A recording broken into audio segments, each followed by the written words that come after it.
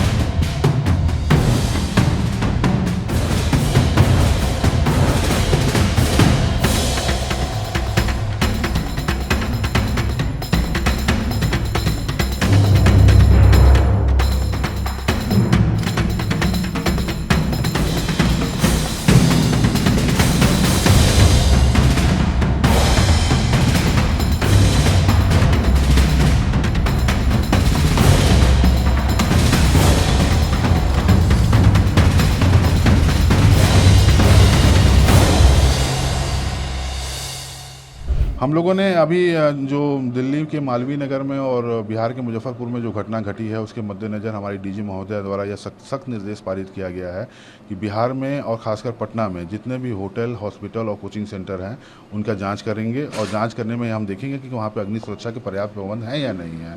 इसी क्रम में हम लोगों ने खान ग्लोबल स्टडीज़ और खान हॉस्पिटल दोनों की जांच किया है। दोनों की खान ग्लोबल स्टडीज़ का पूर्व से भी हम लोगों ने जांच किया था। खान हॉस्पिटल की जांच हम लोगों ने 25 मई को की है। इस दोनों जगह ने हम लोगों ने यह पाया है कि वहाँ पे फायर सेफ्टी के पर्याप्त प्रबंध नहीं किए गए हैं, जिसके लिए उसको हमने खान हॉस्पिटल को हम लोगों ने 15 दिन का और खान ग्लोबल स्टडीज़ को हम लोगों ने 7 से 10 दिन का समय दिया हुआ है कि हमारे द्वारा दिए गए अग्नि सुरक्षा के सुझाव को अनुपालन करना सुनिश्चित करेंगे। अन्यथा की स्थिति में हम उसका प्रगति की जांच करने जब जाएंगे या पाएंगे कि वो अनुपालन नहीं किया जा रहा है तो कारण परीक्षा करते हुए जो विधि सम्मत कार्रवाई है हमारे अधिनियम और नियमावली के तहत वो कार्रवाई की जाएगी। ये बिल्कुल स्पष्ट है, हमारे डीजी महोदय द्वारा ये स्पष्ट निर्देश है कि चाहे कोई भी होटल हो, हॉस्पिटल हो, कोचिंग सेंटर हो, जहाँ भी जीवन और संपत्ति का जोखिम हो सकता है, उन सभी जगहों पे अगर अग्नि सुरक्षा के प्रबंध नहीं किए जाते हैं तो वो खाली कराते हुए सील करने का कार्रवाई की जाएगी। इसी क्रम में मैं आप सभी मीडिया बंधुओं के माध्यम से यह बताना चाहता हूं कि पटना जिले के टोटल 6 जिसमें से 5 होटल और एक कमर्शियल कॉम्प्लेक्स को खाली कराते हुए सील करने का आदेश निर्गत हो गया है, जिसको 5 जून को यह ऑर्डर निर्गत हुआ है। 15 दिनों के अंदर उसको खाली कराते हुए सील करते हुए उसका अनुपालन प्रतिवेदन की मांग की गई है।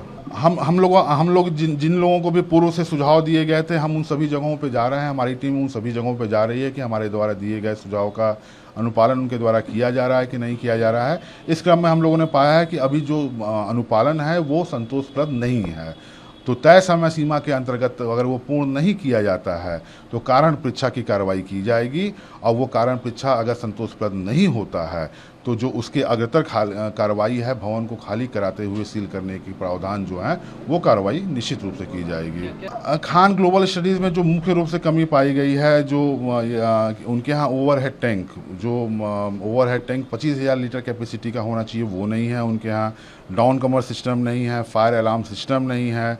इसके अलावा उनका फ़िलहाल सेटबैक की भी व्यवस्था नहीं है और जो उनकी सीढ़ी है वो मानक के अनुरूप नहीं है। ये सारी कमी हम लोग खान ग्लोबल में पाए हुए हैं और खान कोचिंग सेंटर में भी हम लोग जो मुख्य रूप से कमी पाए हैं वो यह पाए हैं कि इनके यहाँ मात्र एक ही सीढ़ी है। दूसरी बात, इनके यहाँ ऑटोमेटिक डिटेक्शन है और ऑटोमेटिक स्प्रिंकलर सिस्टम नहीं है। इसके अलावा इनके यहाँ हाइड्रेंट सिस्टम, वेटराइजर सिस्टम, भूमिगत जल टैंक की व्यवस्था नहीं है। ये सब महत्वपूर्ण चीज़ होती है। इसको मिनिमम फायर फाइटिंग सिस्टम के तहत नेशनल बिल्डिंग कोड में माना गया है। अगर इसकी व्यवस्था उनके द्वारा नहीं की जाती है तो जो भी विधि सम्मत कार्रवाई है वो कार्रवाई की जाएगी। जैसा कि स्पष्ट है कि हम लोग 6 जगहों को सील करने के आदेश निर्गत कर चुके हैं, तो ये स्पष्ट मैसेज है कि जो पालन नहीं करेगा वो सील किया जाएगा।